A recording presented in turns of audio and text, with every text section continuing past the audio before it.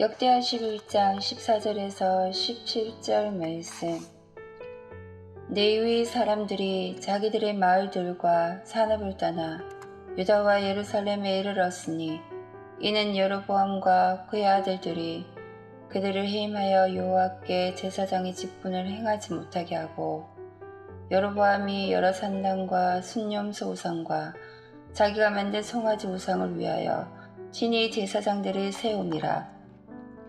이스라엘의 모든 지파 중에 마음을 굳게 하여 이스라엘의 하나님 여호와를 찾는 자들이 레위 사람들을 따라 예루살렘에 이르러 그들의 조상들의 하나님 여호와께 제사하고자 한지라.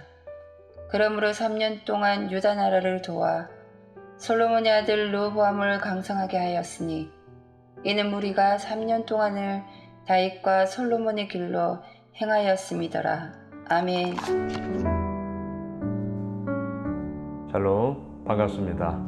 오늘 수요일을 시작하면서요, 역대하 11장 13절로 23절 말씀, 하나님을 찾는 자, 하나님을 찾는 자라는 제목으로 말씀 나누고자 합니다. 16절을 보십시오. 이스라엘 모든 지파 중에 마음을 굳게 하여 이스라엘의 하나님 여호와를 찾는 자들이 레위 사람들을 따라 예루살렘에 이르러 그들의 조상들의 하나님 여호와께 제사하고자 한지라. 마음을 굳게 하였다. 어떠한 상황과 환경과 형편이라 할지라도 믿음의 굳건함을 가지고 나아갔다, 이 말이죠. 하나님이 여호와를 찾는 자들, 레위 사람들을 따라 남유다로 왔습니다. 이 사람들은 그럼 어디에 살고 있던 자들이었습니까? 북이스라엘. 자, 북이스라엘에 그럼 무슨 일이 있었습니까? 14절, 15절을 보셔요. 레위 사람들이 자기들의 마을들과 산업을 떠나 유다와 예루살렘에 이르렀으니 이는 왜냐하면 여로보암과 그의 아들들이 그들을 해임하여 여호와께 제사장의 직분을 행하지 못하게 하고, 여로보암이 여러 산당과 순념소 우상과 자기가 만든 송아지 우상을 위하여 친히 제사장들을 세움이라. 열왕기상 12장에 보면 이 여로보암은요, 북이스라엘의 왕으로 등극한 이후에 베델과 단에 각각 우상, 금송아지 우상을 세웁니다. 그리고 이제부터는 여기서 제사를 드려라 라고 명령을 내려요. 그리고 레위 지파 제사장들을 다 해임시키고요, 일반인들을 제사장으로 세우기도 했습니다. 자, 왜 이렇게 했습니까? 이스라엘 백성들은 특별히 새 절기, 유월절, 오순절, 그리고 초막절, 무조건 예루살렘 성전에 가서 제사를 드려야 했지 않습니까? 여로보암의 입장에서 어떻습니까? 자기가 다스리고 있는 북이스라엘 사람들이 남유다 예루살렘으로 1년에 적어도 3번은 왔다 갔다 왕래를 하게 되는 거예요. 그러면 어떻게 될까요? 야, 남유다 예루살렘에 갔더니 이렇더라 저렇더라. 뭔가 여론이 움직여지고요. 그리고 북이스라엘에 대한 이야기보다는 남유다에 대한 신앙적 구심점이 워낙 강력하다 보니까 뭔가 하나로 이렇게 모을 수가 없다라는 아주 정치적인 셈법을 가지게 되었던 것이죠. 그래서 예루살렘에 가지 못하도록 베델과 단에 금송아지를 세우고요, 여기서부터 이제는 우리가 제사를 드린다, 더욱더 단절을 시켜버리는 그러한 어리석은 결정으로 인하여서 하나님을 찾는 자들, 그리고 레위 사람들이 남유다로 내려오게 되었던 것입니다. 자, 이러한 일들로 인하여서 17절 보십시오. 그러므로 3년 동안 유다 나라를 도와 솔로몬의 아들 르호보암을 강성하게 하였으니 이는 무리가 3년 동안을 다윗과 솔로몬의 길로 행하였음이더라. 하나님을 찾는 자들, 하나님 앞에 신실하게 살아가고자 하는 자들로 인하여서 남유다 르호보암 가운데 더욱더 강성함이 이루어지게 되었다. 자, 그런데 오늘 본문에서 17절 2번 반복되는 단어가 있잖아요. 3년 동안. 시간이 한시적이에요. 그 이유는 무엇입니까? 내일 본문을 보면 아십니다. 르호보암 역시 그 3년 동안의 강성함 속에 계속 이루어져 나가야 되는데 하나님을 떠나버립니다. 그래서 3년 동안이라는 이 한시적인 시간을 지금 거듭 반복하고 있는 것이죠. 자, 오늘 본문을 통해서 우리가 알게 되는 것이 무엇입니까? 여로보암의 악행, 베델과 단에 제단을 세우고 금송아지 우상을 만들어서 예루살렘으로 가지 못하게 했던 것은 물론 자신의 왕권 강화를 위하여서죠. 그럴싸한 생각과 자기 계획일 수 있습니다. 하지만 오늘 본문은 우리들에게 얘기하죠. 아무리 그럴싸하고 아무리 맞는 것처럼 보인다 할지라도 하나님과는 전혀 상관없는 자기 계획이라면 그것이야말로 망하는 지름길이다.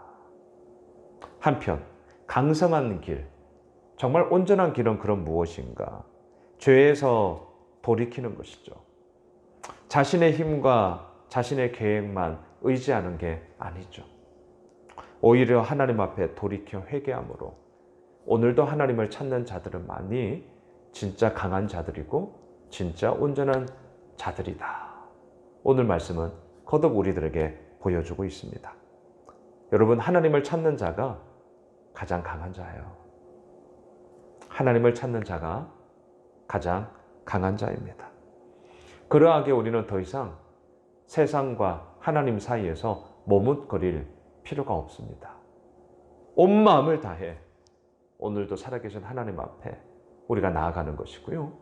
이렇게 이 시간 말씀을 함께 나누는 이 하나님을 찾는 시간을 통하여서 우리의 삶이 어떠하든지, 우리가 어디를 가든지 무엇을 하든지 누구를 만나든지 그 모든 삶의 여정 속에 아버지의 이루어 나가심을 보게 될 것이다.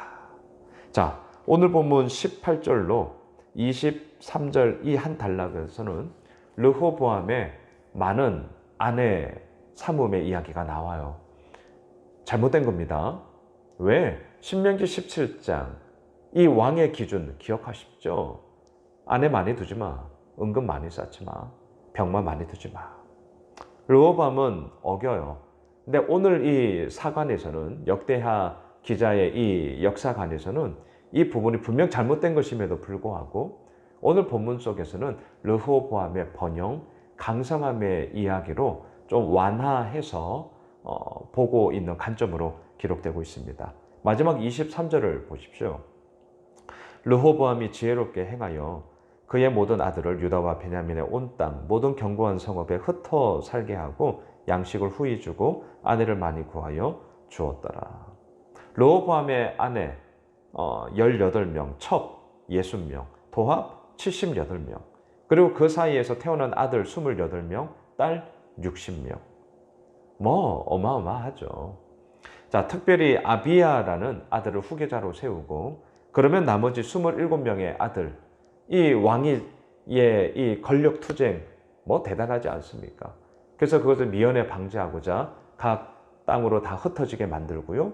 충분히 살 수 있게끔 만들어 줌으로 인하여서 왕권에 대한 이 권력 투쟁이 일어나지 않도록 미연에 방지하였다. 참 지혜롭게 행한 것이다. 이렇게 오늘 본문이 맞춰지고 있습니다. 말씀을 정리하겠습니다. 하나님을 찾는 자가 됩시다. 죄에서 돌이키지 않고 여전히 그럴싸한 자기 생각과 계획이 다라고 생각하는 그 길을 가는 자는 정말 어리석은 자고 가장 약한 자입니다. 누가 가장 강한 자냐고요? 오늘도 하나님을 찾는 자죠. 오늘도 이 말씀 앞에 서는 자입니다. 그리고 그 말씀이 우리의 삶을 이끌어 간다고 분명하게 선언하며 이미 우리에게 주어진 삶의 현장 가운데 최선을 다함으로 나아가는 자, 그 자가 하나님을 찾는 자요. 그 자를 통하여서 아버지의 놀라운 일은 이루어 가게 되시는 거죠. 그 하나님을 기대합시다. 오늘 수요일 그 하나님과 우리 함께 합시다. 또한 오늘 수요 저녁 랜선 예배를 통하여 그 하나님을 마음껏 찬양합시다.